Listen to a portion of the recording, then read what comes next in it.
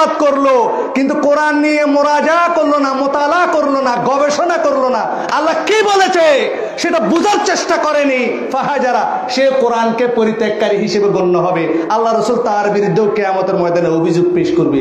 এনে জান্নাতে যেতে গেলে ধরো সুরত মোহাম্মদ কিছু সুপারিশ করো, এই কি মাদার কাছে ট্যাং ভেঙে দেবে? হ্যাঁ, দিল্লি মে লাড্ডু এনে দিবিলি তোমার এত সোজা। 99% তৌহিদি জনতা কেন একবারের জন্য কোরআন এবং হাদিসকে তাদের সংবিধান হিসেবে নিতে পারেনি? কোরআন এবং হাদিস যেটা সংবিধানের কথা আছে, এটা নিজেরা বানাইয়া সংবিধান লাগতো না। আর আসলে কিছুই না বুঝি, ওই বুটোর আগে 2000 টাকা দিলি মারে দি, হ্যাঁ হুজুর মারে দি, আজ মারে দি। ইমাম সাহেব টিয়া দিছে কি দি, হুজুর 1000 টাকা লই ওটা মারে দিও, হয়তো ঠিক আছে মারে দিন। হুজুর হয়তো অবুক মসজিদে বুতো ঢুকিয়ে আর 1000 টাকা দিতে বুট না দিলি তো কি হয়েছে বুঝি। আবার আবার শপথ নয় কোরআন, হয়তো কোরআন সুই হয় আরে বুট দিবি, ই তো চোর, ইতে কি? কিন্তু চোরে জানে ঘুষ দিয়ে ঠিক আছে, কিন্তু যে কোনো সময় হুজুর উল্টি যেতে পারে, তাহলে কোরআন ধরে শপথ করবো আরে দিবি দি। আসুন পবিত্র কুরআন ও সহিহ হাদিসের আলোকে জীবন গড়ি। আসসালামু আলাইকুম ওয়া রাহমাতুল্লাহি ওয়া বারাকাতুহু। ওনারা বেগম গামাছেন না? বিসমিল্লাহির রহমানির রহিম। ওয়া বিহি নাস্তাঈনুল হামদুলিল্লাহ নাহমাদুহু ওয়া নাস্তাঈনুহু ওয়া নাস্তাগফিরুহু ওয়া নু'মিনু বিহি ونتوكل عليه ونعوذ بالله من شرور أنفسنا ومن سيئات أعمالنا من يهده الله فلا مضل له ومن يضلل فلا هادي له وأشهد أن لا إله إلا الله شهادة تكون للنجاة وسيلة ولرفع الدرجات كفيلة وأشهد أن محمدا عبده ورسوله شباب بولين صلى الله الذي أرسله بالحق بشيرا ونذيرا وداعيا إلى الله بإذنه وسراجا منيرا أما بعد فإن أصدق الحديث كتاب الله وأحسن الحدي حدي محمد صلى الله عليه وسلم شباب بولين وشر الأمور محدثاتها وكل محدثة بدعة وكل بدعة ضلالة وكل ضلالة في النار من قول الله تعالى أعوذ بالله من الشيطان الرجيم يا أيها الذين آمنوا اتقوا الله وذروا ما بقي من الربا إن كنتم مؤمنين فإن لم تفعلوا فأذنوا بحرب من الله ورسوله إلى آخر الآية. لعن رسول الله صلى الله عليه وسلم آكل الربا ومؤكله وكاتبه وشاهديه وقال هم سواء رواه مسلم. আজ এতক্ষণ পর্যন্ত ওনার সামনে যা হই কিছু বুঝুন না, কিছু বুঝুন না। ও মুরব্বী এত পর্যন্ত আরবি যা ফজি কিছু বুঝুন না, বাজি বুঝুন না, বুঝুন একখান হন না। একবার মৌলভী সাহেব আর কিছু মৌলভী সাহেব আছে কিতাব ফরা বেগেন আছে কিতাবের ভিতরে হঠাৎ আছে, মানে বিরিয়ানিত কিছু নাই। তো একবার গ্রামের একজন ফোয়া বিদেশের মাঝে ফরা লাগা করছি, ফরলাহা গরিবের পরে কিছু মুখস্থ না করে বেগিন হালি লিখি লই। এখন বিদেশে তো আসতে সময় বিমান আছিল, জাহাজ আছিল, আসতে সময় জাহাজ ডুবি গিয়ে ইতের কিতাব ব্যাগ ডুবি গিয়ে, কিতাব ব্যাগ কে গিয়ে। এখন মাল মশলা ভিতরে আর কিছু আছে না বা ওমা। এখন গ্রামের মানুষ জানাতে তো ওই যে আন্নানি জি হই হজরত মাওলানা টাইটেল তো বহুত আজহারি মাদানি মক্কি।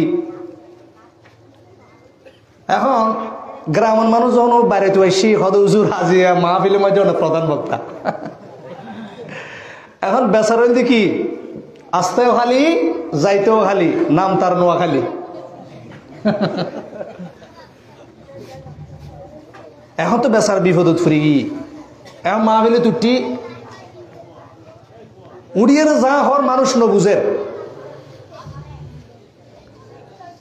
তো কিছু মানুষ হদে হুজুর অনেক কি হইতে লাগে না নবুজির আর নবুজির হদে যে মানুষ নবুঝে তারা সব নয় ওয়াজ নগরী নবুঝে টো বুঝে কিছু।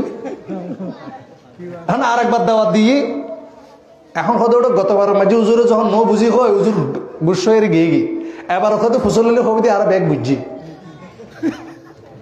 এখন হুজুরে ওয়াজ করেন, ওয়াজ করতে আসলে কিছু বোঝানো যায়, তারপরে তো আমার তোরা বুঝছিও না হয়তো আরা বুঝছি, হয়তো যেহেতু বুঝি গিয়ে আর ওয়াজ করার দরকার নাই। ইয়া সালাম। এরপরে এবার মুসল্লিকল তো আর এক শতান্ন বুঝলেন না, আর তো মুসল্লিকল হয়তো ইমাম সাহেব ফটো ভুল করে হয়তো দড়ি ফেলা দড়ি বাজে আজ দড়ি ফেলা পারি। এখন হয়তো ওটা আর যারা মুসল্লি আছে আর দুই গ্রুপ হয়েছে কি হস, এক গ্রুপ হবি বুঝছি আর এক গ্রুপ হবি ন বুঝি এবেলা মলে যায় ওটা যাইও। এখন আবার ওয়াজ করছি হয়তো আর বুঝছো না ওয়া এক গ্রুপ হতে বুঝছি আর এক গ্রুপ হতে ন বুঝি, হয়তো যারা বুঝছো ন বুঝি তারা বুঝে দিবা যায় আর কি।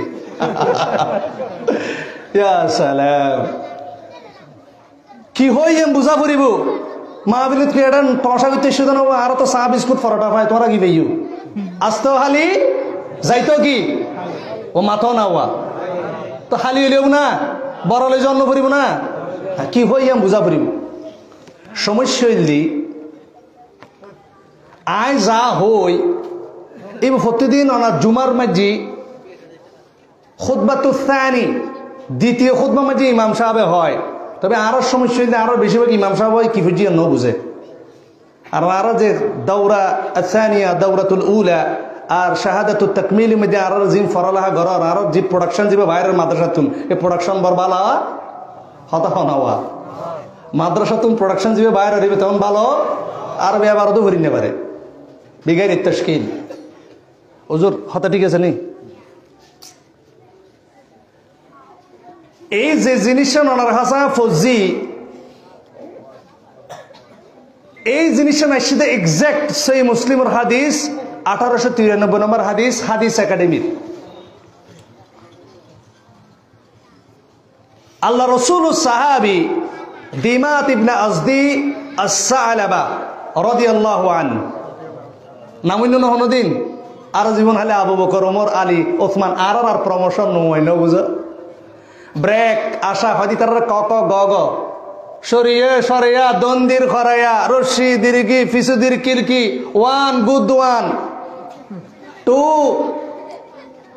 হ্যাঁ এক ফাতি লেগু ফুর এক মাস্টারের জুতা চোর আর তো ফরলা গুজি দিন আর ফরলা গুজি দিন দিমাত ইবনে আজদি আস-সালাবা রাদিয়াল্লাহু আনহু ইবনে আব্বাস রাদিয়াল্লাহু তাআলা আনহু আন্না দিমাত কাদিমা মাক্কাতা দিমাত ইবনে আজদি মক্কায় আসলেন।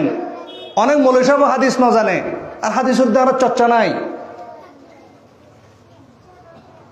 তখন যখন মক্কা যখন দিমাত ইবনে আজদি আইসি ফাসামিয়া মক্কার কিছু জাহেল একজন আরেকজনের হদা ইন্না মুহাম্মাদান মাজনুন মক্কার কিছু জাহেল মানুষ একজন আরেকজনের হদা মুহাম্মদ নামে জিবে আছে সাল্লাল্লাহু আলাইহি ওয়াসাল্লাম ফলগি উন্নি দেহনে দিমাত ইবনে আজদি রাদিয়াল্লাহু তাআলা আনহু ওয়া কানা ইয়ারকি মিন হাযিহি আর-রিহ তিনি বাতাস লাগা জারফুক করতেন। জ্ঞানী গুণী মানুষ, মূর্খ মানুষ না, আরবের মধ্যে জ্ঞানী মানুষ। আর এটা জারফুক গলি উজুর হাস আয়রা ফুটু দেন না দেন এত জারফুক গইতু তখন ও হদে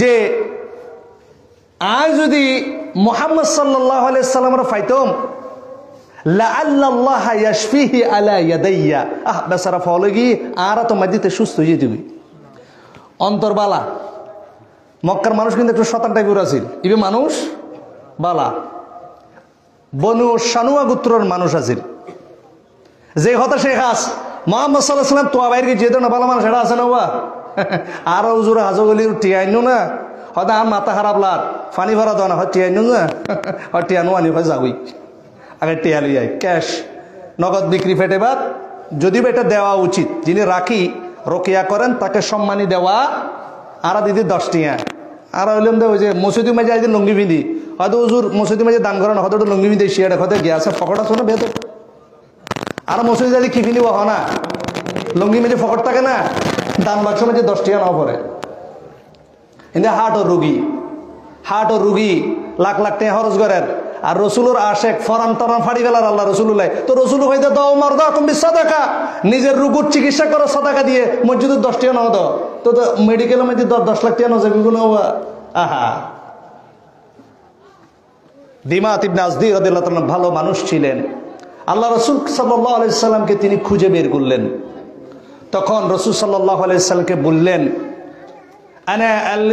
আনা আরকি মিন হাদিহি الريح وان الله يشفي على يدي من شاء فهل لك দিমাত ইবনে আজদি ইসলাম গ্রহণের আগেও আল্লাহকে বিশ্বাস করতেন এজন্য মনে রাখবেন আবু জেহেল আবু লাহাবকে আল্লাহকে বিশ্বাস করত এজন্য আল্লাহকে বিশ্বাস করলে আপনি ইমানদার বলে জান্নাতে যদি যান আবু লাহাব আপনার পিছনে পিছনে জান্নাতে চলে যাবে হ্যাঁ হড় যত আর গেলে জান্নাম রাজ্য তুই আল্লাহর বিশ্বাস করলে জান্নাতে যেতে না হয়তো আল্লাহর বিশ্বাস করতেন না বুঝো ভাল্লা দিমাত ইবনে আজদি আল্লাহকে বিশ্বাস করত যদি আল্লাহ চান আমার হাতে তুমি সুস্থ হতে পারবে তুমি মুহাম্মাদেরকে জারফুক লাগবে তখন তিনি বললেন ক্বালা রাসূলুল্লাহ সাল্লাল্লাহু আলাইহি ওয়াসাল্লাম দরুদ একখানা পড়িবেন ওয়া আর ছোট ভাই এতক্ষণ রাসূলের ইশক মাঝে বোধ হতা হই কিন্তু আর সমস্যা হইলে কি তোর না আর মূল জায়গাত কনসেন্ট্রেশন নগরি খুব ইম্পর্টেন্ট হতা হই রাসূলের মহব্বত যদি কোনো ব্যক্তি না করে তার ঈমান থাকবে না রাসূল সাল্লাল্লাহু আলাইহি ওয়াসাল্লাম আচ্ছা একটা কথা খেয়াল করুন যে অনতে কি দেয় লাগি হানার যদি বস্তা বাঁধিয়ে যদি গলালো ঝুলে তো ফেট ভরিব না রাসূলের মহব্বত আনাতে এরকম রাসূলের শানে গড়া যাইব যে ইয়াজুজ জায়েজ সুন্নত মুস্তাহাব এরকম বহুত কিছু আরা গড়ি কিন্তু জিয়াম গরম করবি ইয়ান নগরি হাত না বুঝাম পারলা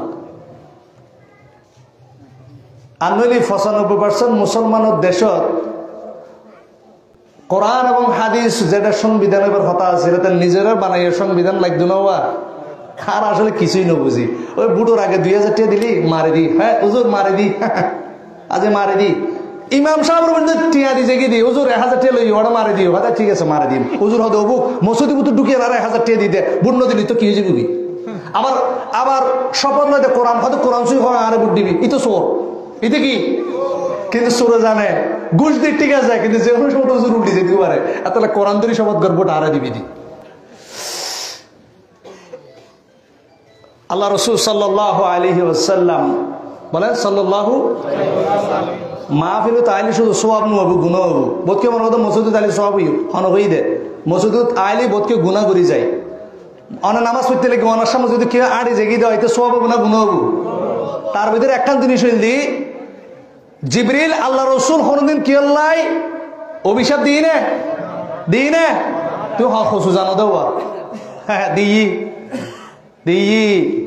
দুই জায়গা দিই এক জায়গা দুনিয়া তার জায়গা আখিরাত ওই কোরআন ন ফরদে কোরআনই তো বাজম মাজি وقال الرسول يا ربي ان قومي اتخذوا القرآن مهجورا কিয়ামতের ময়দানে আল্লাহ অভিযোগ দিবে আল্লাহ আর কম কোরআন ন পড়ে কোরআনেরও সারে দি কোরআনের কি করে দি তাই আল্লাহ রাসূল এই অভিযোগ না দেয় তারা মৌলভী সাহেব যারা আছে আরা বাঁচি যে ইঙ্গু ইয়ারা মনে করি আর কি কেন বাঁচি ইঙ্গু না কোরআন ফজিত হুজুর নফরি আর ফজি নুল হক ভাই কোরআন ফজি বাসি জিঙ্গুই ইমাম ইবনে তাইমিয়া রাহিমাহুল্লাহ আরো সুন্দর করে ব্যাখ্যা করে দিই ওয়ামান লাম ইয়াকরাইল কোরআন ফাহাজারা যে কোরআন তেলাওয়াত গজ্জি তেলাওয়াত ন করে কোরআন ন পড়ে তার বিরুদ্ধে আল্লাহ রাসূল সাল্লাল্লাহু আলাইহি ওয়াসাল্লাম কিয়ামতের ময়দানে মাঝে অভিযোগ দাখিল করিব বলেন নাউজুবিল্লাহ এবার আর যারা মৌলভী আছে আর কোরআন ফজি সিও ওয়ামান কারাআল কোরআন ওয়ালাম ইয়াতাতাব্বারহু ফাহাজারা যে কোরআন তেলাওয়াত করলো কিন্তু কোরআন নিয়ে মুরাজা করলো না মুতালা করলো না গবেষণা করলো না আল্লাহ কি বলেছে সেটা বুঝার চেষ্টা করেনি ফাহাজারা সে কোরআনকে পরিত্যাগকারী হিসেবে গণ্য হবে আল্লাহ রাসূল তার বিরুদ্ধে কিয়ামতের ময়দানে অভিযোগ পেশ করবে এবার আমরা বাঁচবো তো এবার বাঁচবো কি বাঁচবো না আসেন লাইনে আরো বাকি আছে ওয়ামান কারাআল কোরআন সুম্মা তাদাব্বারা ওয়া লাম ইয়ামাল বিহি ফাহাজারা কোরআন যে পড়লো কোরআন দিয়ে গবেষণাও করলো কিন্তু সে অনুযায়ী আমল করলো না তার বিরুদ্ধে আল্লাহ রাসূল সাল্লাল্লাহু আলাইহি ওয়াসাল্লাম কিয়ামতের ময়দানে অভিযোগ দাখিল করবে সুবহানাল্লাহ না নাউযুবিল্লাহ এনে জান্নাতে যাইতে গেলে ধরো সুরত আল্লাহ মুহাম্মদ কে সুপারিশ করো এই কি মাদার কাছে টাং ভেই দাও হ্যাঁ দিল্লি মে লাড্ডু এনে দিবিলি তোমার আগে এত সোজা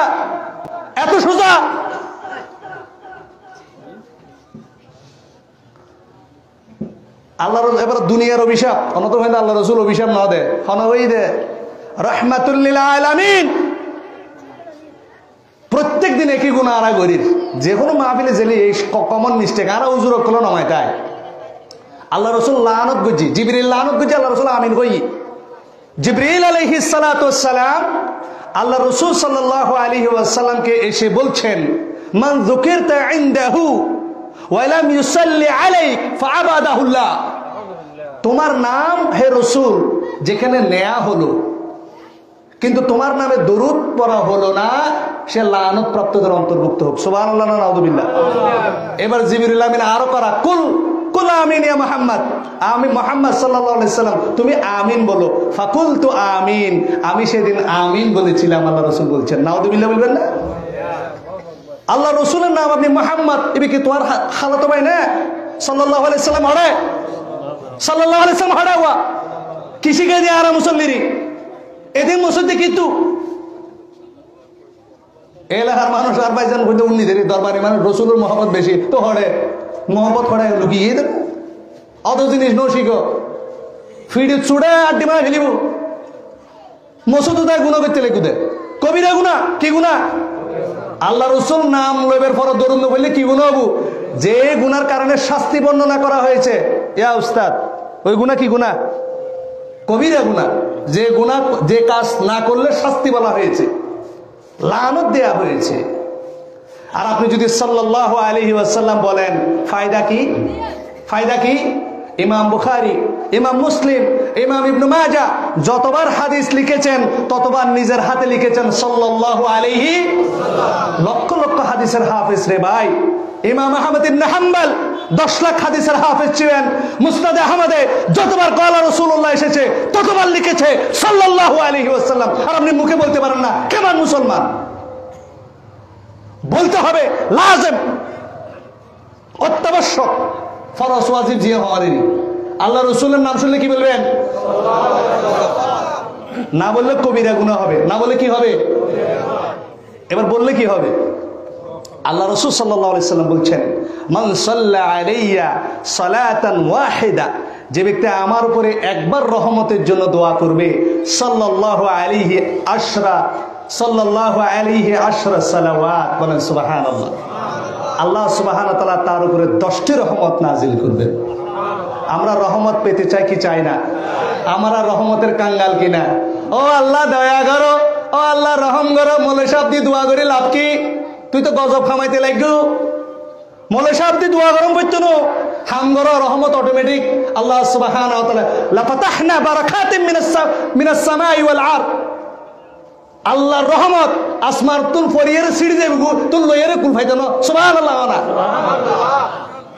হাই আল্লাহ রহমত হড়ে আসি এনে না জানি ফানি আছে দি ইউমাজি তুই ইউমাজি কুরিলি জিন্দেগি ফানি পাইবে না ন বুঝো পাল্লা ফানি আছে তখন ন এই কুইতে লাগু তো হড়ে ফানি পাইবে না ওয়াহুত্তাত আনহু আশরু খাতিয়াত, যে ব্যক্তি একবার দরুদ পড়বে 10টা রহমত তো পাবে, তার 10টা গুনাহ আল্লাহ ক্ষমা করে দেবে। সুবহানাল্লাহ। ওয়া রুফিআত লাহু আশরু দারাজাত, তার 10টা মর্যাদা আল্লাহ সুবহানাহু ওয়া তাআলা বৃদ্ধি করে দেবেন। সুবহানাল্লাহ। আহা, যতবার মুহাম্মদ বলবো, রাসূলুল্লাহ বলবো, ততবার কি বলবেন? ইনশাআল্লাহুল আজিজ, আল্লাহর কসম, এখান থেকে রহমত, বারাকাত, নাজাত নিয়ে যেতে পারবেন ইনশাআল্লাহ। আল্লাহ তৌফিক দান করুক, আমিন। দিমাত ইবনে আজদি রাদিয়াল্লাহু তাআলা আনহুর কথা বলছিলাম। দিমাত ইবনে আজদি আল্লাহর রাসূলকে জারফুক করার জন্য বসে আছে, পাগল হয়ে গেছে, নাউযুবিল্লাহ। ক্বালা রাসূলুল্লাহি সাল্লাল্লাহু আলাইহি ওয়াসাল্লাম, আল্লাহ রাসূল সাল্লাল্লাহু আলাইহি ওয়াসাল্লাম তার কথার জবাব দিলেন যে খুতবাতুল হাজাটা আমি আপনাদের কাছে পড়েছি। ইন্নাল হামদালিল্লাহ, নিশ্চয় সমস্ত প্রশংসা কার? নাহমাদুহু, আমরা প্রশংসা করি কার? ওয়া নাস্তাঈনুহু, আমরা সাহায্য চাই কার কাছে? 2516 নম্বর হাদিসের মধ্যে ইবনে আব্বাস কে বলছি, ইয়া গুলাম ইন্নী উআল্লিমুকা কালিমাত, আমি তোমাকে কিছু কথা শিক্ষা দিচ্ছি। হে ইবনে আব্বাস, আল্লাহ রাসূল সাল্লাল্লাহু আলাইহি ওয়াসাল্লাম বলছেন, তাআররাফ ইলাল্লাহি ফির রাখা ইয়ারিফুকা শিদ্দা, তুমি তোমার বিপদে, তুমি তোমার সচ্ছল অবস্থায় তুমি আল্লাহকে স্মরণ করবে, আল্লাহ সুবহানাহু ওয়া তাআলা বিপদের সময় তোমাকে স্মরণ করবে। সুবহানাল্লাহ। তোমার যখন বিপদ হবে আল্লাহ তোমাকে স্মরণ করবে, মানে তোমাকে হেফাজত করবে। বলেন সুবহানাল্লাহ। ইদা সাআলতা ফাসআলিল্লাহ, যখন তুমি চাইবে কার কাছে চাইবে? ওয়া ইযা ইসতাআনতা ফাসতাইন বিল্লাহ, যখন সাহায্য চাইবে কার কাছে চাইবে? আপনি বলতে পারেন, ভাই আমি তো গুনাহগার মানুষ, আমি মনে হুজুর রুদি চাইলে আল্লাহ কবুল করিব, বা অমুক বাজানোর হাসে চাইলি অমুক আল্লাহর ওলির হাসে যাইরা যদি হই ইবে মনে হয় আর আলো দিতে পারিব। আহা, ওয়ালাম, আল্লাহ রাসূল বলছেন, ওয়ালাম, জেনে রাখো, আন্নাল উম্মাতা, 2516 নম্বর হাদিস, যারা উলামায়ে কেরাম আছেন, তিরমিজির 2500, ইমাম নববীর একটা ছোট হাদিস আছে 40 হাদিস, 40 হাদিসের 19 নম্বর হাদিস, একটু পড়ে দেখবেন। ওয়ালাম আন্নাল উম্মাতা লাউ ইজতামাআত আলা আন ইয়ানফাউকা বিশাইইন লাম ইয়ানফাউকা ইল্লা বিশাইইন ক্বাদ কাতাবাহু আল্লাহু লাক। জেনে রাখো ইবনে আব্বাস, পৃথিবীর সমস্ত মানুষ মিলে যদি তোমার ভালো করতে চায়, কল্যাণ করতে চায়, ততটুকু করতে পারবে যতটুকু আল্লাহ। সুবহানাল্লাহ। ওয়ালাউ ইজতামাউ আলা আন ইয়াদুররুকা বিশাইইন লাম ইয়াদুররুকা ইল্লা বিশাইইন ক্বাদ কাতাবাহু আল্লাহু আলাইক। পৃথিবীর সমস্ত মানুষ মিলে যদি তোমার ক্ষতি করতে চায়, তারা ততটুকু করতে পারবে যতটুকু আল্লাহ। সুবহানাল্লাহ। রুফিআতিল আকলাম ওয়া জাফাতিস সুহুফ, কলম উঠিয়ে নেওয়া হয়েছে, পৃষ্ঠা শুকিয়ে গেছে। সুবহানাল্লাহ বলবেন না? ইমাম নববী রাহিমাহুল্লাহ আরেকটা riwayat থেকে আরেকটা হাদিস নিয়ে এসেছেন, আল্লাহ রাসূল বলছেন, আন্না মা আখতাক লাম ইয়াকুল লিউসিবাক, জেনে রাখো হে আমার উম্মতে মুহাম্মদী, যা তুমি পেলে না তা তোমার পাওয়ার ছিল না। যত বাবার কাছে যাও, যত আল্লাহর ওলির কাছে যাও, আল্লাহ যদি দিতে না চায় তুমি কখনো পাবে না। ওয়া মা আসাবাকা লাম ইয়াকুল লিউখতিয়াক, আর যা তুমি পেলে মৃত্যুর আগেও তোমার কাছে সেটা চলে আসতে। বলেন সুবহানাল্লাহ। আর আজকে আমরা অতিরিক্ত লোভের আশায়, ব্যবসা বাণিজ্য করার আশায় আল্লাহর হারামকৃত কাজে লিপ্ত হয়ে জাহান্নামের দিকে ধাবিত হচ্ছে। বলেন নাউযুবিল্লাহ। নাহমাদুহু ওয়া নাস্তাঈনুহু ওয়া নাস্তাগফিরুহু, ক্ষমা চাইবো কার কাছে? আমরা গুনাহগার মানুষ, গুনাহ করতে করতে অনেক সময় কলবের মধ্যে ময়লা ধরে যায়। কি ধরে যায়? ইন্নাল মুমিনা ইযা আযনাবা কানাত নুকতাতুন সাওদাউ ফি কলবিহি, মানে যখন গুনাহ করে কলবের মধ্যে দাগ পড়ে যায়, কি পড়ে যায়? ফাইদা তাবা ওয়াস্তাগফারা সুকিলা কলবুহু, সে যখন তওবা করে তার কলব পরিষ্কার করে দেন কে? আল্লাহ। সুবহানাল্লাহ বলবেন না? এজন্য তওবা করব কার কাছে? মান ইয়াহদিহিল্লাহু ফালা মুদিল্লা লাহু, আল্লাহ যাকে হেদায়েত দান করেন তাকে কেউ গোমরাহ করতে পারে না। ওয়া মান ইউদ্লিল ফালা হাদিয়া লাহু, আর আল্লাহ যাকে গোমরাহ করেন তাকে কেউ হেদায়েত দিতে পারে না। ওয়া আশহাদু আল্লা ইলাহা ইল্লাল্লাহ, আমি সাক্ষ্য দিচ্ছি আল্লাহ রাসূল বলছেন আল্লাহ ছাড়া কোন সত্য মাবুদ ওয়া আন্না মুহাম্মাদান আবদুহু ওয়া রাসূলুহু, এবং নিশ্চয় মুহাম্মদ সাল্লাল্লাহু আলাইহি সাল্লাম আল্লাহর রাসূল। আম্মা বাদ, এবার দিমাত ইবনে আজদি কানা আরব, তিনি ছিলেন আরব। আমরা তো সাধারণ মানুষ, আরবি বুঝি না। উনি এই কথাটা শুনে তাজ্জব বনে গেলেন। তিনি আল্লাহ রাসূলকে বললেন, আইদ আলাইয়া কালিমাতিকা হাউলাই, আপনি যেটা বললেন সেটা আমাকে আবার বলেন তো। আসছে আল্লাহ রাসূলকে জারফুক করে ঠিক করার জন্য, এখন সে নিজেই ঠিক হওয়ার পথে আছে। বলেন সুবহানাল্লাহ। আহা, আমরা মানুষকে খুতবাতুল হাজা করে এই মসজিদে কয়জন মানুষ মুসলমান হয়েছে কোন তো? আমরা তো নিজেরাই ঠিক মতো মুসলমান আছে কিনা সন্দেহ আছে, ডিস্টার্ব মুসলমান। আল্লাহ রাসূল শুআরা, আমি অনেক কবির অনেক কথা শুনেছি, কিন্তু তুমি যা বললে এরকম গভীর কথা আমি কখনো শুনি। লাকাদ বালাগনা নাউসাল বাহার, তোমার এই কথা সমুদ্রের গভীরে চলে গেছে। হাতি ইয়াদাক, তোমার হাত আমাকে বাড়িয়ে দাও। উবাইকা আলাল ইসলাম, আমাকে মুসলমান করে নাও। বলেন সুবহানাল্লাহ। আপনাকে কত সুন্দর একটা কথা শুনিয়ে খুতবা শুরু করলাম। জুমার খুতবার মধ্যে কিন্তু প্রতিদিন এই ওয়াজটা ইমাম সাহেব করে, কিন্তু আমরা বুঝি, আর এই জন্য আমাদের হেদায়েত নসিব হয়। সম্মানিত উপস্থিতি, আজকে আমাকে আলোচনা করতে বলা হয়েছে সুদের বিষয়ে। কি বিষয়ে? সুদের বিষয়ে। একটু দিকে মনোযোগ দেন। আমি আপনাদের সামনে সূরাতুল বাকারার 278 এবং 279 নম্বর আয়াতটা তেলাওয়াত করে শুনিয়েছি। একটু মনোযোগ দিয়ে খেয়াল করেন। শয়তানের একটা কাজ কারবার আছে। আমাদের এখানে শয়তান আছে কিনা? নাই। শয়তানের মূল কাজ হবে আপনাকে বিভিন্ন কাজে ডিস্টার্ব করে রাখা, ভালো কাজও ঠিক মতো করতে দেবে না। নামাজ শুরু করবেন প্রথম রাকাতে এশার সালাতে আল্লাহু আকবার বলে আছেন লোহাগাড়ার মধ্যে, দ্বিতীয় রাকাতে চলে বেড়া যাবেন কেরানীহাট, তৃতীয় রাকাতে ফটিয়া, চতুর্থ রাকাতে কোথায় গেছেন আপনি নিজেও জানেন না। কথা বুঝেননি? শয়তান আছে কিনা? না। এখানে একজন ব্যবসায়ী মানুষ নামাজে দাঁড়াইছে, নামাজ শেষ করার পরে এশারের নামাজ, আসসালামু আলাইকুম হযরত, ভালো আছেন না? এশারের নামাজ পড়ার পরে ব্যবসায়ী ইমাম সাহেব ধরে বলছে যে হুজুর নামাজ হই দে 3 রাকাত, নামাজ ফরাদ হই দে। হয় নামাজ 3 রাকাত হই মানে এত 4 রাকাত হজি। হাজার না, নামাজ হই দে 6 রাকাত, 3 রাকাত। হাকিয়া হয় প্রতিদিন ব্যবসা করি আয়ের আর তো দোয়ান আছে 4 গেন, হোয়ান আছে, হ্যাঁ দোয়ান আছে 4 গেন। আজ 4 রাকাত নামাজের মধ্যে 4 গেন দোয়ানের হিসেব শেষ হয়ে যায়গি।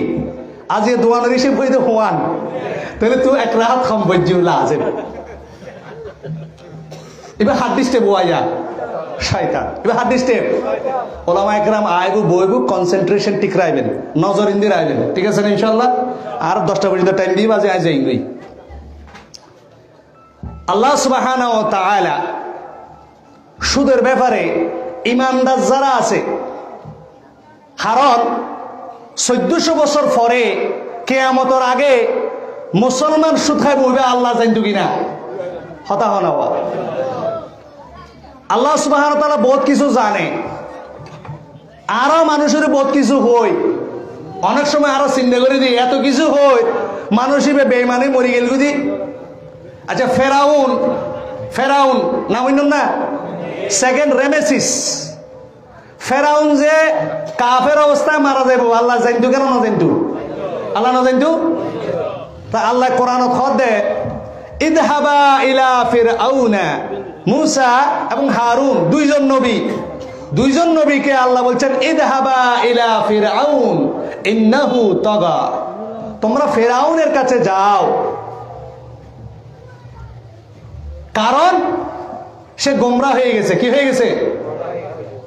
ফাকুলা লাহু কাওলান লাইয়িনান,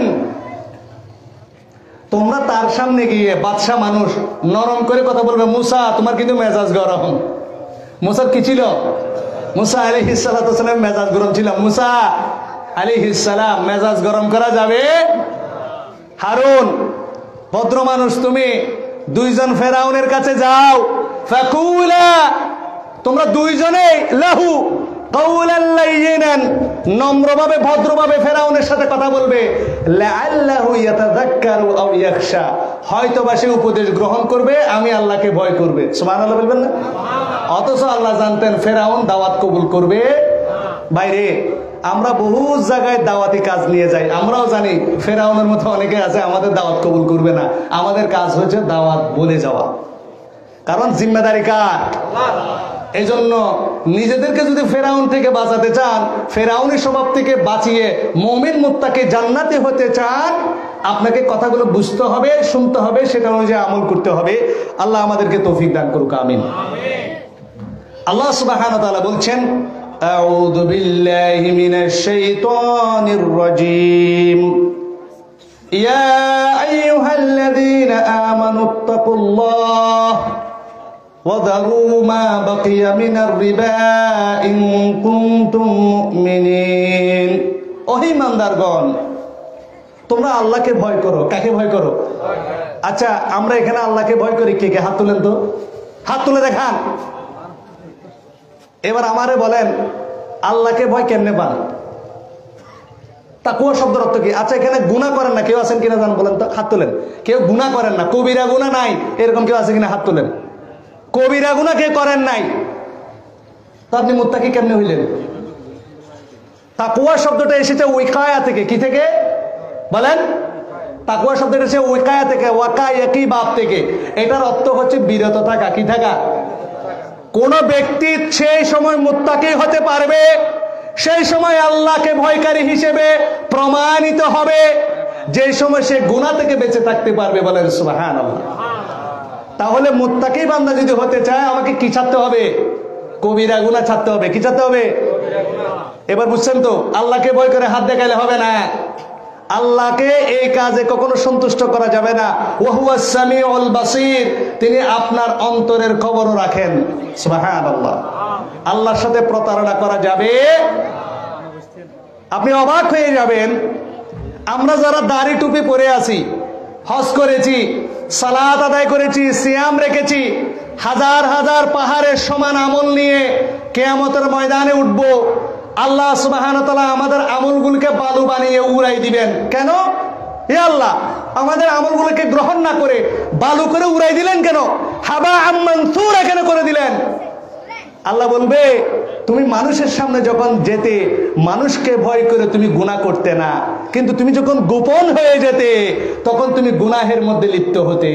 তুমি মানুষকে ভয় করতে, ইজ্জতের ভয় করতে, কিন্তু আমি আল্লাহ আজ্জা ওয়া জাল্লাকে তুমি ভয় করতে না। বলেন নাউযুবিল্লাহ। আমল বরবাদ করে দিবে, হাবা মানসুরা করে দেবে। এজন্য বললেন আপনি মুত্তাকি বান্দা, মুত্তাকি হওয়ার চেষ্টা করবেন। আল্লাহ তৌফিক দান করুক, আমিন। ওয়াত্তাকুল্লাহ ওয়া যারু মা বাকিয়া মিনার রিবা ইন কুনতুম মুমিনিন। তোমরা যারা রিবা গ্রহণ করো, যারা সুদ খাও। কি খাও? আচ্ছা, সুদ শব্দটার সাথে আমরা পরিচিত আছি কিনা? তোমরা যারা সুদ খাও, তারা যাদের কাছে সুদে টাকা দিয়েছো, তোমরা সুদটা ছেড়ে দাও যদি তোমরা মুমিন বান্দা হয়ে থাকো। আল্লাহু আকবার। ফাইন লাম তাফআলু, যদি তোমরা সে কাজ না করো, ফাআযানু বিহারবিম মিনাল্লাহি ওয়া রাসূলিহি, নাউযু বিল্লাহি মিন যালিক। আল্লাহ এবং তার রাসূলের জন্য যুদ্ধ করার জন্য প্রস্তুত হয়ে যাও। সুবহানাল্লাহ, নাউযু বিল্লাহ। আচ্ছা ভাই, ইহুদিরা ইসলামের শত্রু না বন্ধু? কথা বলেন। আপনারা কি জিমে গেছেন? মাহফিল ইন্তজাম কমিটিকে বলবো যে চা ঢালি দেওয়ার জন্য, হ্যাঁ, একটু আওয়াজ করবেন, নাহলে শয়তান জায়গা নিয়ে নিবে। গুরুত্বপূর্ণ কথা চলতেছে, শয়তান চাইবে এই সময় আপনাকে ডিস্ট্রাক্ট করে দেওয়ার জন্য। ইহুদিরা মুসলমানের বন্ধু না শত্রু? খ্রিস্টানরা মুসলমানের বন্ধু না শত্রু? মুশরিকরা মুসলমানের বন্ধু না শত্রু? যুগে যুগে আল্লাহ রসুলের বিরুদ্ধে জিহাদের ময়দানে যুদ্ধ করেছে কারা? আবু লাহাব, আবু জাহেল, উতবা, সায়েবা। এরা ইসলামের বন্ধু না শত্রু? এরা কখনো জান্নাতে যাবে? আল্লাহ সুবহানাহু ওয়া তাআলা বলছেন, যারা সুদ খায় তারা আবু জাহেল, আবু লাহাবের বংশধর। আল্লাহ বলছেন, আপনি এই কথা বুঝেন নাই? সুদের সর্বোচ্চ গুনাহ হচ্ছে আল্লাহ এবং তার রসুলের বিরুদ্ধে যুদ্ধ করা। সুদ খায়, ব্যাংকে চাকরি করে, আপনি মাথার মধ্যে পট্টি বাঁধে এখন ইসরায়েলের বিরুদ্ধে কথা বলতেছেন। আপনি নিজেই ইসরায়েল। আপনি ইহুদির বিরুদ্ধে কথা বলেন, আপনি ইহুদির চেয়ে নিকৃষ্ট জানেন? আল্লাহ রসুল সাল্লাল্লাহু আলাইহি ওয়াসাল্লাম বলছেন, কিয়ামতের আগে আমার উম্মত ইহুদিদেরকে এমন ভাবে অনুসরণ করবে, হাওলা নাআল বিন নাআল, জুতার মতো। ডান দিকের জুতার বাম দিকের জুতা কি বেশ কম থাকে না? সেম সেম, এরকম হয়ে যাব। আমি মনে করি এখন আমরা আর ইহুদিদেরকে ক্রস করে ফেলছি। বুঝাই দিব, ওয়াইফতারাকাত আন-নাসারা ইলা 71 ফিরকা, খ্রিস্টানরা 71 ফিরকা হয়েছে। ওয়াইফতারাকাতুল ইয়াহুদা ইলা 72 ফিরকা, ইহুদিরা 72 ফিরকা হয়েছে। ওয়াসাতাফতারিকু উম্মতি ইলা 73 ফিরকা, আমার উম্মত 73 ফিরকা হবে। কয় ফিরকা হবে? কিছুদিন আগে একজন ইহুদির একটা বক্তব্য শুনছিলাম। ওনাকে জিজ্ঞেস করা হয়েছে, ইহুদি ধর্মে, কথা ভালো করে শুনবেন, ইহুদি ধর্মে সুদ খাওয়া হালাল নাকি হারাম? তিনি বললেন, ইহুদি ধর্মে সুদ খাওয়া হারাম। কথা শুনেন, ইহুদি ধর্মে সুদ খাওয়া হারাম। ইহুদি ধর্মে, কথা বলেন, ইহুদি ধর্মে সুদ খাওয়া কি? তবে এবার তবে ইহুদিরা চাইলে নন ইহুদি থেকে সুদ খাইতে পারে। এখনো পর্যন্ত বর্তমান পৃথিবীতে কোন ইহুদি থেকে সুদ খায়? আপনি ইন্ডিয়াতে যাবেন, ইহুদিদের বড় একটা গ্রুপ আছে। কোন ব্যক্তি যদি লেখাপড়া শেষ করে ব্যবসা করতে চায়, রাবার আহ্বানে, তাদের প্রধান ধর্মীয় নেতার আহ্বানে ইহুদি ব্যবসায়ীরা বসে 80 বছরের জন্য তাকে কোটি কোটি টাকা লোন দেয়, কর্জে হাসানা, যেটা থেকে সুদ আসবে না। ও শুধু মূলধনটা পরিশোধ করবে। আল্লাহু আকবার, শুধু মূলধন পরিশোধ করবে। কয়শো বছর? আর আমি হুজুরের টাকা যদি আপনারে দিই, আপনি দাড়িওয়ালা টুপিওয়ালা, 1 মাস পরে টাকা মারিয়ে গায়েবে গেছেন। ইহুদিরা এখনো পর্যন্ত ইহুদিদের থেকে সুদ খায় না। কাদের থেকে খায়? মুসলমানদের থেকে। আল্লাহু আকবার। ওরা খ্রিস্টানদের থেকে সুদ খায়, হিন্দুদের থেকে খায়। পৃথিবীর 70% লিকুইড মানির মালিক হয়ে গেছে এরা, কিন্তু একজন ইহুদি আরেকজন ইহুদি থেকে সুদ খায়। এবার আমার এখন কিছুক্ষণ আগে বললাম, আমরা ইহুদিদেরকে ছাড়িয়ে গেছি, আমরা মুসলমানদের কাছে সুদ কি খাই না? আল্লাহ রসুল বলেছে আমরা ইহুদিদের মতো হব, আর আমরা তো ক্রস করে ফেলছি। গোল্ডেন প্লাস, লা হাওলা ওয়ালা কুওয়াতা ইল্লা আল্লাহু আকবার। এই ঈমান নিয়ে আপনি দুনিয়াতে যাবেন, ইসরায়েলের বিরুদ্ধে বলতেছেন, আমেরিকার বিরুদ্ধে বলতেছেন। কেন? আমেরিকা মুসলমানদের বিরুদ্ধে যুদ্ধ করছে, ব্রিটেন মুসলমানদের বিরুদ্ধে যুদ্ধ করছে। সারা পৃথিবীতে মুসলমানরা মজলুম। আল্লাহ কাশ্মীরকে হেফাজত করো, আল্লাহ বার্মাকে হেফাজত করো। কেন? তারা মুসলমানদের বিরুদ্ধে যুদ্ধ করছে, আর আপনি মিয়া সুদ খায় আল্লাহ রসুলের বিরুদ্ধে যুদ্ধ করছেন। খবর আছে?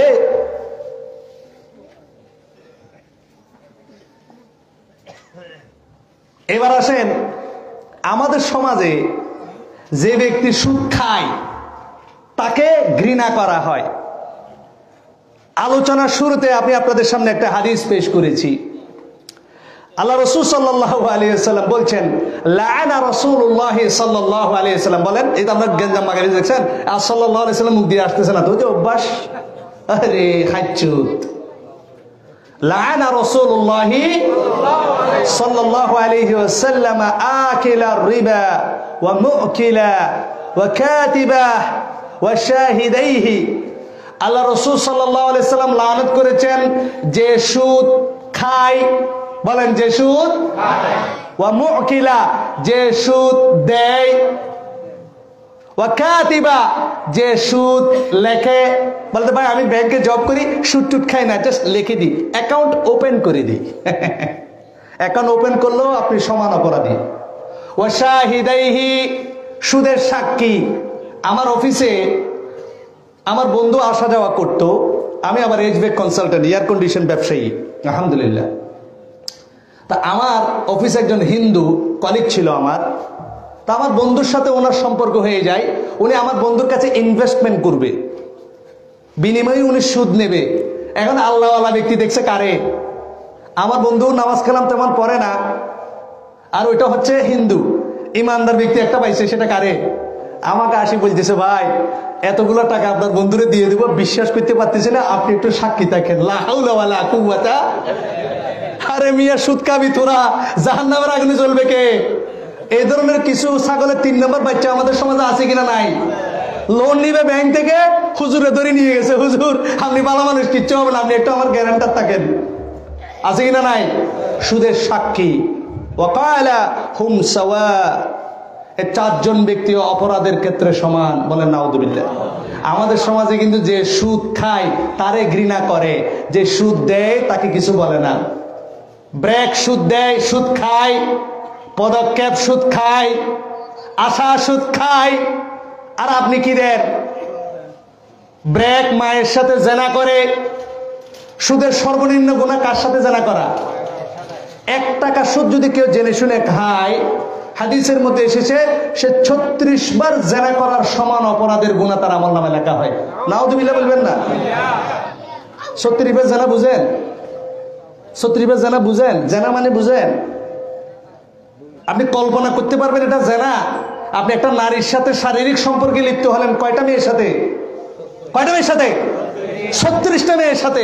কয় টাকা খাইলে? আপনি খাইছেন কয় টাকা? দিছেন কয় টাকা? আপনি বলতেছেন যারা খায় এদের জন্য বলা হয়েছে কাল্লা। আমাদের সমাজে সুদ খাইনেওয়ালা বেশি না দেনেওয়ালা বেশি? কথা বলেন না। সুদ খায় কম মানুষে, আর মসজিদের ইমাম সাহেব কেন সুদ দেয়? কেন? মসজিদের ইমাম সাহেব একটা ঘর বানবে, টাকা নাই, মাইক্রো ক্রেডিট চলে আসছে, হুজুর সালাম আলাইকুম, কি সমস্যা? ভাই টাকা নাই, বিল্ডিং করতে পারতেছি না, 2 লাখ টাকা নেন, প্রতিদিন 100 টাকা করে দিলে হচ্ছে 100 টাকা। ইমাম সাহেব সুদ নিয়ে ফেলছে। আপনাদের সমাজে নাই মনে হয়? আপনাদের সমাজে নাই মাইক্রো ক্রেডিট?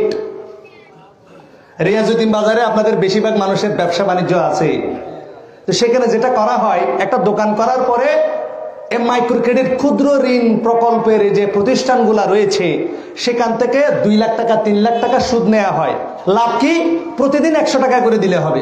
এদের সিস্টেমটা খুব ডেঞ্জারাস। কয় টাকা করে দিলে হবে? 100 টাকা 150 টাকা ডেলি, প্রতিদিন কিস্তি দিতে হবে। আমদানি আপনাকে কিসের সাথে ইনভলভ করে ফেলছে? কিসের সাথে বলেন? কিসের সাথে? লা হাওলা ওয়ালা কুওয়াতা ইল্লা বিল্লাহ। আপনি নামাজ কালাম পড়েন, বাংলাদেশে যারা ব্যবসা বাণিজ্য করে, যারা আইআরসি ইম্পোর্ট এক্সপোর্টের সাথে জড়িত, বেশিরভাগ মানুষ সুদ খায় না সুদ দেয়? কথা বলেন না। সুদ খায় না স্যার, সুদ দেয়। কি কন আপনি? বাংলাদেশে ব্যাংক আছে কয়টা বলতো? আমি ম্যানেজমেন্টে I completed post graduation by taking management as major. আমি ম্যানেজমেন্টে মাস্টার্স, আলহামদুলিল্লাহ। আমি বিবিএ এমবিএ করেছি, আমার ব্যাংকিং ইন্স্যুরেন্সের উপরে 4 ক্রেডিট ছিল। বাংলাদেশে কমার্শিয়াল ব্যাংক আছে কয়টা? ইসলামিক কনভেনশনাল ব্যাংক আছে কয়টা? কারো আইডিয়া আছে? 57-58টা ব্যাংক। ব্যাংকিং অ্যাক্ট 1991 সাল অনুযায়ী বাংলাদেশের নিবন্ধিত ব্যাংকের সংখ্যা বর্তমানে সব মিলিয়ে 60 থেকে 65টা। জনগণ কয় কোটি? জনগণ কয় কোটি? 18 কোটি মানুষের জন্য 65টা ব্যাংক। এরা সুদ খায় আর কি? সুদ দেয় নেওয়ালা বেশি না খাই নেওয়ালা বেশি? আপনি খালি ব্যাংকে খালি হাত তুললে ব্যাংক সুদ খায়, তা আপনি কি? হয়তো যারা ব্যাংকে চাকরি করে তারা আল্লাহ এবং তার রসুলের বিরুদ্ধে জেহাদে নেমে গেছে, তাদের অবস্থা আবুল আহাবের সাথে হবে না রসুলের সাথে হবে? আপনি আশিকের রসুল হয়ে গোড়ার ডিম হবে। আপনি পরীক্ষায় গিয়েছেন, পরীক্ষার মধ্যে আপনি ফুল আনসার করে আসছেন, পরীক্ষার রেজাল্ট দিলে আপনি ফেল মারছেন কেলাই। এবার আপনি অডিট করতে দিলেন, আমি ফেল মারলাম কেন? ফুল আনসার করেছি। দেখা গেল আপনি roll number registration number fill up করেন নাই। কি করেন নাই?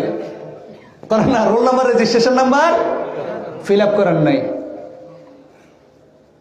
আল্লাহ রসুল সাল্লাল্লাহু আলাইহি ওয়াসাল্লাম বলছেন, হারাম দ্বারা পরিপুষ্ট শরীর কখনো জান্নাতে যাবে লা তাবদীলা লিকালিমাতিল্লাহ। আল্লাহর কথা কখনো পরিবর্তন হয় না। একজন ব্যক্তি দেখেন, যারা সুদ দেয়, সুদ খায় নেওয়ালা তো এমনি মরে গেছে, শেষ। আমাদের সমাজে কিন্তু সুদ দেয় নেওয়ালা বেশি। সুদ সবাই দেয় কম বেশি। একজন সুদ খেলে যে অপরাধ, সুদ দিলেও সেম অপরাধ। সুদ যে খায় সে মায়ের সাথে জানা করে, তা আপনি কার সাথে জানা করেন? আপনি কি ক্রিকেট ম্যাচ খেলেন? ফাইজলামি করেন? এটা শরিয়া। সুদ যারা খায় ততটুকু যারা দোষী, আমি মনে করি সুদ যারা দেয় তারা আরো বেশি দোষী। আপনি কিসের ইমানদার? নামাজ পড়েন, আল্লাহর উপর আপনার তাওয়াক্কুল কই? রিজিকের মালিক কে? ওয়া মান ইয়াত্তাকিল্লাহা ইয়াজআল লাহু মাখরাজা। যে ব্যক্তি আল্লাহকে ভয় করবে, আল্লাহ তার জন্য রাস্তা বের করে দেবে। ইয়ারযুকু মিন হাইতু লা ইয়াহতাসিব। এমন জায়গা থেকে তাকে রিজিক দিবে যার উৎস সম্পর্কে সে জানেই না। সুবহানাল্লাহ। ওয়া মান ইয়াতাওয়াক্কাল আলাল্লাহি ফাহুয়া হাসবুহ। যে ব্যক্তি আল্লাহর উপর তাওয়াক্কুল করে তার জন্য কে যথেষ্ট? আল্লাহ রাসূল সাল্লাল্লাহু আলাইহি সাল্লাম কত সুন্দর করে বলছেন, তোমরা যদি আল্লাহর উপর তাওয়াক্কুল করো, হাক্কা তাওয়াক্কুল, প্রকৃত অর্থে আল্লাহর উপর ডিপেন্ড করো, তোমাদেরকে আল্লাহ সেভাবে রিজিক দেবে যেভাবে পাখিদেরকে রিজিক দেয়। তারা সকালবেলা খালি পেটে যায়, ভরা পেটে আসে। সুবহানাল্লাহ বলবেন না? আচ্ছা, ডেইলি আপনি গরু গোশত খান কয় কেজি? আমাদের এই সপ্তাহে আমি নিজেও গরিব মানুষ, ধরেন গরু গোশতের কেজি হচ্ছে 950 টাকা। কয়শো টাকা? আচ্ছা, এখানে হরিণের গোশত খাইছেন কেউ আছেন? হরিণের গোশত কেউ খাইছেন? গরুর গোশত চেয়ে দামি না সস্তা? দামি। এই প্রতি মাসে আমরা কয় কেজি গোশত খাই বলেন তো? বলেন তো। আমাদের এফডিআর আছে, সেভিংস অ্যাকাউন্ট আছে, ডিপিএস আছে, জামাই চাকরি করে, বউ চাকরি করে, ছেলে চাকরি করে, মেয়ে চাকরি করে, ছেলের বউ চাকরি করে, নাতি চাকরি করে, নাতনি চাকরি করে, কিন্তু সপ্তাহে গরু গোশত কিনে খাওয়ার তৌফিক জোটে। একটা বাঘ দৈনিক 60 কেজি হরিণের মাংস খায়। সুবহানাল্লাহ বলবেন না? মাসে কয় কেজি? মাথা গরু বাবা আজি 1800 কেজি। হ কেজি 54,000 টাকার গোশত এক বাঘা হেবেলায় তুই কল্পনা না করই। একদিন ও মুরব্বী তো দাঁতও নাই, খাইতো না পারিব দিদি গেইবি এক্সপায়ার্ড। আল্লাহ জান্নাত মাঝে বড় বড় হরিণ খাইবে তৌফিক দান করো, আমিন। কেন? বাঘ তাওয়াক্কুল করে কার উপরে? বাঘ জানে তার রিজিকের মালিক কে। আপনি বাঘের চেয়ে অত্তরক। একটা কুত্তা রিজিকের ব্যবস্থা করে দেখে, আচ্ছা কুত্তারে কোনোদিন খানা দিছে কেউ? দিছে তা উল্টাপাল্টা জিনিস খায়, যেটা বাঁচেন এটা মেলা মারি ফেলছে। পৃথিবীতে সমাজের মধ্যে কুত্তার সংখ্যা বেশি না? কোনোদিন কুত্তা খাওয়ার জন্য কোনো সংগঠন আছে? একটা ভিক্ষুক যদি দরজার সামনে দাঁড়ায় তাকে ভিক্ষা দেওয়া হয়, কুত্তারে কেউ ভিক্ষা দিছে নাকি কোনোদিন? তো কুত্তারে খাওয়ায় কে? আপনার ঘরে মুরগি পালেন, বুঝলাম, মুরগিরে আপনি খাওয়ান, কুত্তারে কে খাওয়ায়? বিলাইকে কে খাওয়ায়? তার রিজিক আসে কোত্থেকে? আপনি কুত্তা বিলাইয়ের চেয়ে অদম হয়ে গেছেন। তাওয়াক্কুল হবে কার উপরে?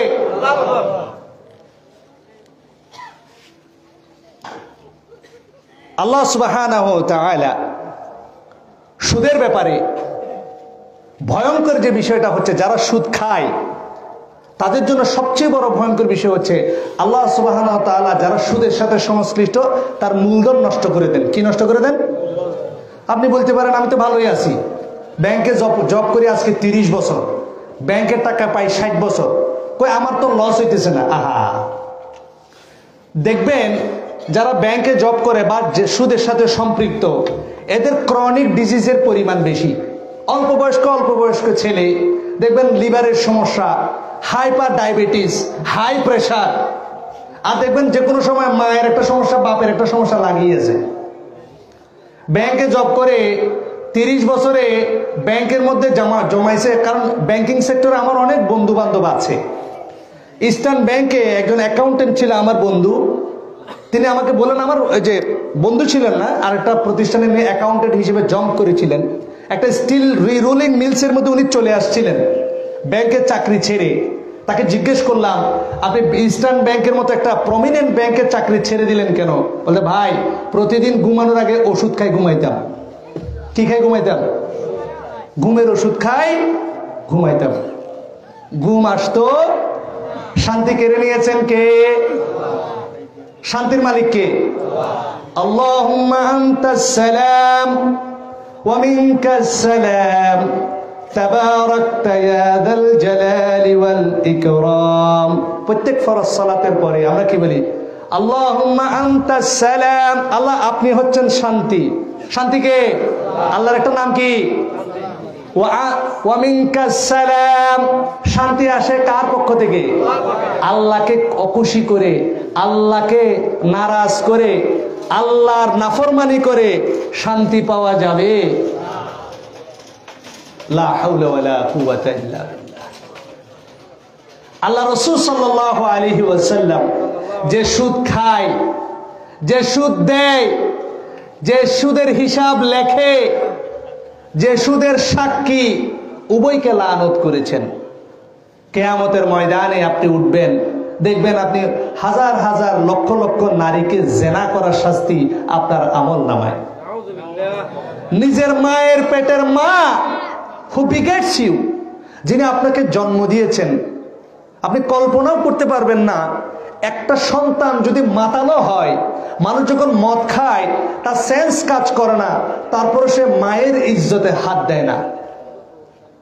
একজন সন্তান যত বড় লম্পট হোক, যত বড় খারাপ হোক, তার আমলনামার মধ্যে মায়ের সাথে জেনা করার আপনি গুনাহ পাবেন। আপনি 5 ওয়াক্ত নামাজ পড়েন, হজ করেন, লেখাপড়া করেছেন, মাস্টার্স ডিগ্রি পাস, কিয়ামতের ময়দানে আপনার আমলনামায় লক্ষ লক্ষ কোটি কোটি বার মায়ের সাথে জেনা করার শাস্তি লিপিবদ্ধ থাকবে। আপনার লজ্জা হয় না? লা হাওলা ওয়ালা কুওয়াতা ইল্লা। এবার আসেন,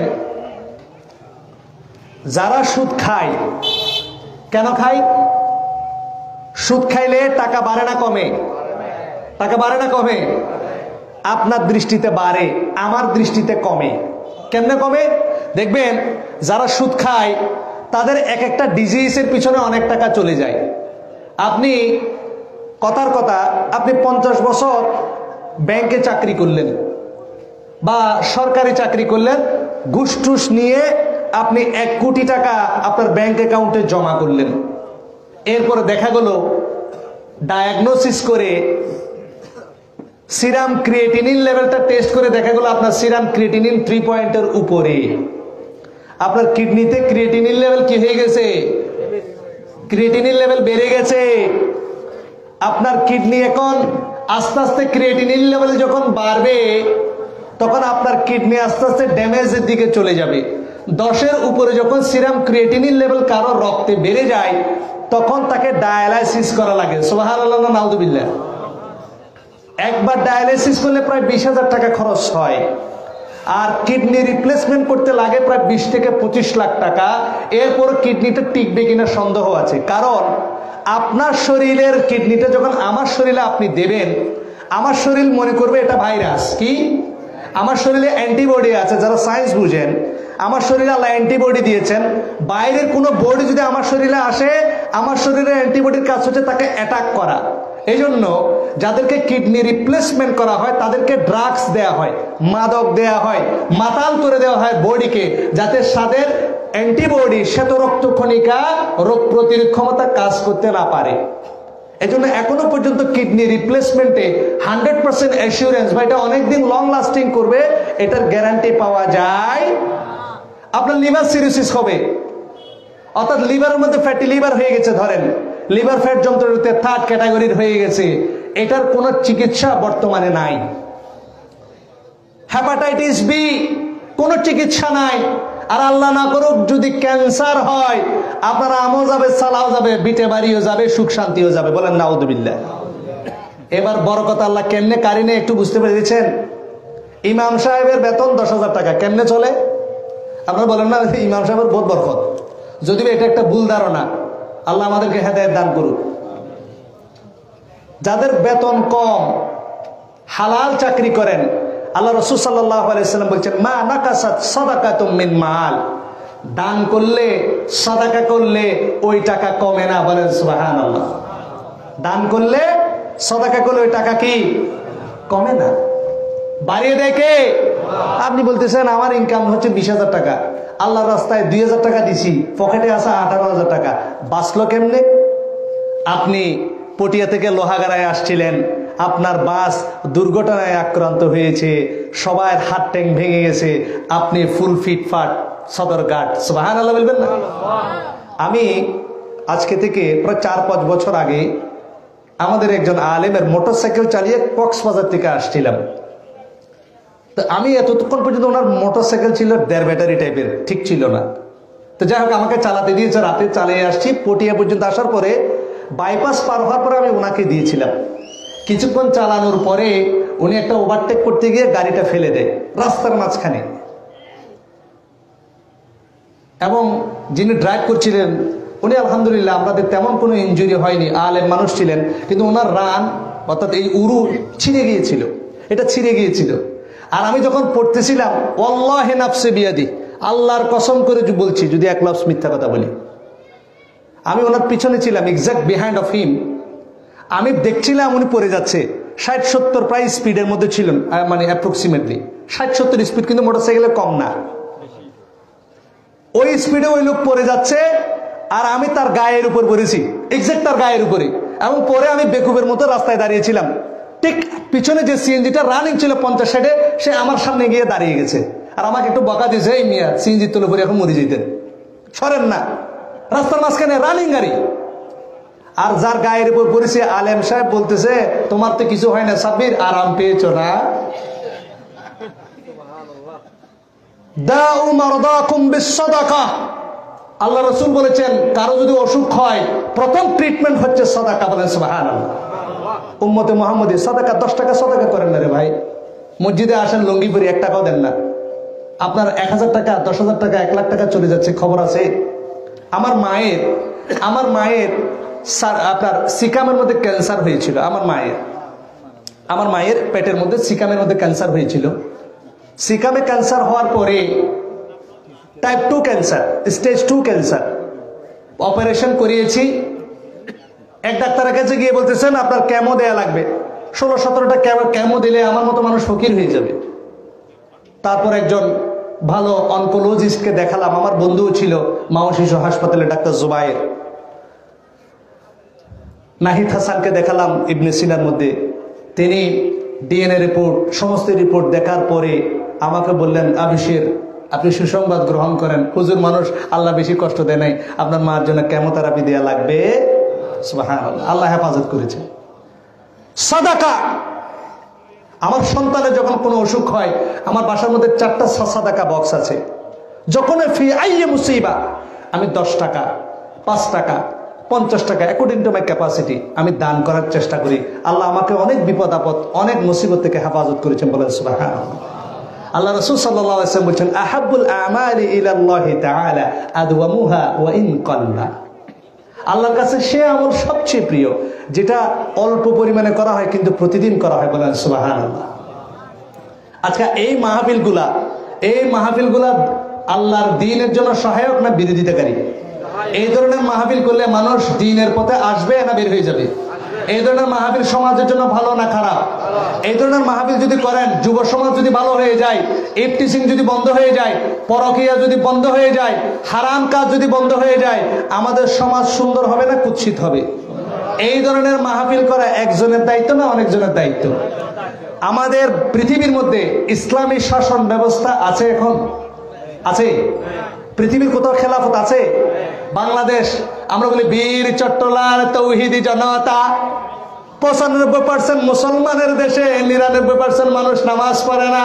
তৌহিদি জনতা, বুঝলাম আপনি তৌহিদি জনতা। এই 99% তৌহিদি জনতা কেন একবারের জন্য কোরআন এবং হাদিসকে তাদের সংবিধান হিসেবে নিতে পারেনি? বলে, এটা একটা ছোট্ট উদাহরণ দিই। বাংলাদেশে মিলিটারি ফোর্স কয়টা আছে জানেন? বাংলাদেশে মিলিটারি ফোর্স কয়টা? তো আর কিছু না জানো? কিরে হুয়া মিলিটারি না জানো? মিলিটারি ছিল না? মিলিটারি না ছিল? Army, RAB, BGB, DGFI, NSI, CID, আর হুজুর মার্শি national service intelligence, criminal investigation department, detective branch, DGFI, সেনাবাহিনীর গোয়েন্দা সংস্থা। এরপরে আছে নৌবাহিনী, বিমান বাহিনী, সেনাবাহিনী। এগুলো হচ্ছে প্রতিরক্ষা ফোর্স। তবে এগুলাকে মিলিটারি ফোর্স বলা হয় না, সেনাবাহিনী ছাড়া সবগুলো বলা হয় প্যারামিলিটারি ফোর্স। কি ফোর্স? আনসার সহ সবগুলো বলা হয় প্যারামিলিটারি ফোর্স। পুরো পৃথিবীর মধ্যে প্রত্যেকটা দেশে মিলিটারি ফোর্স থাকে কয়টা? কথা বলেন, মিলিটারি ফোর্স থাকে কয়টা? বাংলাদেশে আছে বাংলাদেশ আর্মি, বাংলাদেশ সেনাবাহিনী, সুপ্রিম অথরিটি রাখে ওরা। পৃথিবীর মধ্যে বাংলাদেশে যদি কোনো সমস্যা হয়, ক্ষমতা দখল করবে, ক্ষমতা নেবে কে? সেনাবাহিনী প্রধান। এটা খেয়াল রাখবেন। পৃথিবীর কোনো দেশে দেখবেন কোনো যদি ঘটনা ঘটে, ডিফেন্স কোন ফোর্স যদি ক্ষমতা গ্রহণ করে, সেনাবাহিনী প্রধান সেটার রাষ্ট্রপতি বা প্রধানমন্ত্রী হয়। অর্থাৎ একটা দেশকে প্রতিরক্ষা করে ফুল প্রোটেকশন দেয় সেনাবাহিনী বা আর্মি। জানেন? আজকে জেনে নেন। এবার আসেন মূল কথা, এই সেনাবাহিনীর কয় পার্সেন্ট সরাসরি যুদ্ধ করে? সেনাবাহিনীর যারা সরাসরি যুদ্ধ করে, সিটেঙ্গা কথা বলি মনে গমবু কঠিন কথা না বুঝেন, সেনাবাহিনীর যারা যুদ্ধ করে অস্ত্র লইয়ে, টোটাল সেনাবাহিনীর যা সোলজার আছে তার 40%। কয় পার্সেন্ট? 100 জন যদি সেনাবাহিনীর চুরি করে, গুলিলের হামগরতে 40 জনে হজনে ইতারা হয়তো আর্টিলারি ডিভিশন। কি ডিভিশন? Artillery division. দুমদাম টিসটাস টুসটাস মারিব। আর 60% ইতারা গোলাগুলিত নাই। ইতারা লজিস্টিক্যাল সাপোর্ট দিব। ইঞ্জিনিয়ার ব্রিগেড, ডাক্তার, বিভিন্ন ধরনের আর্মির বিভিন্ন ডিভিশন থাকে, তারা ওই 40%, 40% যারা যুদ্ধ করিব অস্ত্র লিয়ে, এটারা হানা ফিনে গোলা বারুদ অস্ত্র সরবরাহ করিব, প্ল্যান দিব, পরিকল্পনা দিব, স্ট্র্যাটেজি দিব। এই 40% আর্টিলারি ডিভিশনের যুদ্ধে জয়লাভ করা নির্ভর করে ওই 60% লজিস্টিক্যাল সাপোর্টের উপরে। ইসলাম যদি অনেক কায়েম করতে সন আর মৌলভী সাহেব বক্করের যদি মনে করেন আর্টিলারি ডিভিশন যুদ্ধ করিব, তো তোমারা কি? তো তোমারা সাপোর্ট দিবে, সাপোর্ট হয় ফকড়ে তো 10 টাকা নয়। ইসলাম কায়েম করিবে, মাহফিলের দিন প্রতিষ্ঠা করিবে, তো একটা মাহফিল মধ্যে হাইলা তৎকাইছু। আল্লাহর দিনকে বিজয়ী করতে চান কে কে? 2 হাত তুলে দেখান, 2 হাত তুলে দেখান। হে আল্লাহ, আল্লাহর জমিনে তাওহীদ প্রতিষ্ঠার জন্য কোরআন বিশুদ্ধ হাদিসের সার্বভৌমত্ব হুকুম প্রতিষ্ঠিত করার জন্য আমাদেরকে তৌফিক দান করুক। বাম হাত নামান, ডান হাত পকেটের ভিতরে ঢুকান, ডান হাত পকেটের ভিতরে ঢুকান। অ্যাকর্ডিং টু স্কিলস ক্যাপাসিটি এই মাহফিলের জন্য দান করেন। আল্লাহ তৌফিক দান করুক, আমিন। আমার সময় আর 6 মিনিট আছে।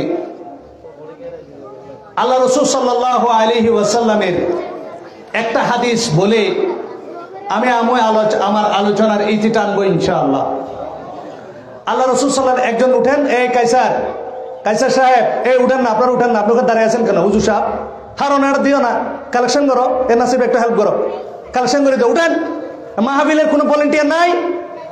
লা হাওলা ওয়ালা কুওয়াতা ইল্লা বিল্লাহ। এ আপনি যারা উঠছেন তারা আগে দিবেন, যারা উঠছেন তারা আগে দিবেন, আমার থেকে কিছু নিয়ে যান। এ সবাই দিবেন। ও হুজুর বেগম ফকড়ত আবদান বাজে নতাইলে উত্তর দিন। এটা আমাদের ইয়া নাই, লাগবে না। ধরন এটা ধরন অনার কেন দিলে আয় দি, সমস্যা নেই। এটা না দেওয়ার জন্য অনার মসজিদে দিয়ে দিবেন, কি সমস্যা? ওইটা আমাদের যারা অর্গানাইজার আছে ওরা না নিতে বলছে। না, এটা আপনি আল্লাহর রাস্তায় আপনি সদাকা করতে দিবেন না। ওরা যদি ইচ্ছে দিতে চায় তাহলে মসজিদে দান, মসজিদে দিয়ে দিবেন আপনারা। শোনেন আমি একটা কথা বলি, এখানে একটা বিষয় ক্লিয়ার করার আছে। আমি আপনাদের একটা কথা বলি, অনেক মাহফিল ইন্তজাম কমিটি সচ্ছল, তারা নিজেদের অর্থে টাকা খরচ করে টাকা কালেকশন করে না। কথা বুঝেন, শেষ করতে দিই। অনেক মাহফিল আছে সচ্ছল কমিটি, তারা টাকা কালেকশন করে না। অনেক মসজিদ আছে, মসজিদের মধ্যে টাকা কালেকশন করে না। একটা কথা মনে রাখবেন, আপনার লক্ষ লক্ষ টাকা আছে, আপনি মসজিদে দান করতে পারেন, এই ধরনের মাহফিল অ্যারেঞ্জ করতে পারেন। আচ্ছা, একটা রিক্সাওয়ালা, তার কি লাখ লাখ টাকা আছে? কথা বলেন। একটা সাধারণ চাকরি করে একটা যুবক ছেলে, সে লক্ষ লক্ষ টাকা আপনার মাহফিলে টাকা খরচ করে ইন্তজাম করার তৌফিক আছে? সে জান্নাতের মধ্যে তার ঘর রাখার দরকার আছে না? জান্নাতের মধ্যে তার ঘর রাখার দরকার আছে কিনা? সে আপনাকে দিতে পারবে 5 টাকা, কোথায় দিবে বলেন তো? তো আপনি মসজিদে যে দান বাক্স রাখলেন না, এই রিক্সাওয়ালা 5 টাকা কোথায় দিবে বলেন? এটা ভুল ধারণা। এই ট্রেডিশনটা কমান। মাহফিলে টাকা তুলবেন, টাকাটা আল্লাহর রাস্তায় দিবেন। কেন? ওই যে গরিব মানুষগুলোকে আল্লাহ দ্বীনের পথে আসতে সহযোগিতা করবেন। দ্বীন আপনি অর্ধেক বুঝছেন, ক্ষমা করবেন। তাবুক যুদ্ধে আল্লাহ রাসূল সাল্লাল্লাহু আলাইহি ওয়াসাল্লাম সাহাবী উসমান ইবনে আফফান হাজার হাজার স্বর্ণ মুদ্রা দিয়েছেন। আব্দুর রহমান ইবনে আউফ হাজার হাজার স্বর্ণ মুদ্রা দিয়েছেন। একজন সাহাবী দিন মজুর ছিলেন, 4 কেজি খেজুর নিয়ে আসছেন, বলতে ইয়া রাসূলুল্লাহ, তাবুক যুদ্ধে আপনি যাচ্ছেন, আমি গরিব মানুষ, আমি 4 কেজি ইনকাম করেছি, 2 কেজি 50% আল্লাহর রাস্তায় দিয়ে দিয়েছি। আল্লাহ এত খুশি হয়েছেন, প্রত্যেক যুদ্ধের মালের উপরে তার খেজুরগুলো আল্লাহ রাসূল ছিটিয়ে দিয়েছিলেন। বলেন সুবহানাল্লাহ। মুনাফিকরা হাসি ঠাট্টা করছিল, মুনাফিকরা বলছিল, 2 কেজি খেজুর দিয়ে তাবুক যুদ্ধে কি হবে, বেটা বলদ কোথাকার। লা হাওলা ওয়ালা। আল্লাহ রাসূল এত খুশি হয়েছিল, তিনি এই সম্পদের স্তূপের উপরে 2 কেজি খেজুর ছিটিয়ে দিয়েছিলেন। আমি মাহফিল ইন্তজাম কমিটিকে বলবো, আপনাদের সচ্ছলতা আছে আলহামদুলিল্লাহ, ঠিক আছে, মানুষের অল্প অল্প টাকাটা নেবেন, আপনার জন্য না, মাহফিলের জন্য না, এই টাকাগুলোর উসিলায় এই মানুষগুলোর মধ্যে দান করার একটা প্রক্রিয়া তৈরি হবে ইনশাআল্লাহ। বাইরে 5 টাকাকে ঘৃণা করতেছেন। দেখেন, আমি একটা পলিসি দিয়েছি, আপনার এই এলাকায় 5000 মানুষ আছে না, আছে কিনা নাই, কথা বলেন, এই এলাকায় কয় হাজার মানুষ আছে? 5000 মানুষ যদি ডেলি 30 টাকা দান করে, প্রত্যেক মাসে 45 লাখ টাকা দিয়ে একটা মসজিদ মাদ্রাসা করা যাবে। আমার থেকে আইডিয়া নেন। এই এলাকায় যদি 15,000 মানুষ থাকে, প্রত্যেক মানুষ যদি ডেলি কয় টাকা, 10 টাকা করে দেয়, প্রতি মাসে এই এলাকায় একটা করে মসজিদ করা যাবে। বলেন সুবহানাল্লাহ। বলেন কি আপনি?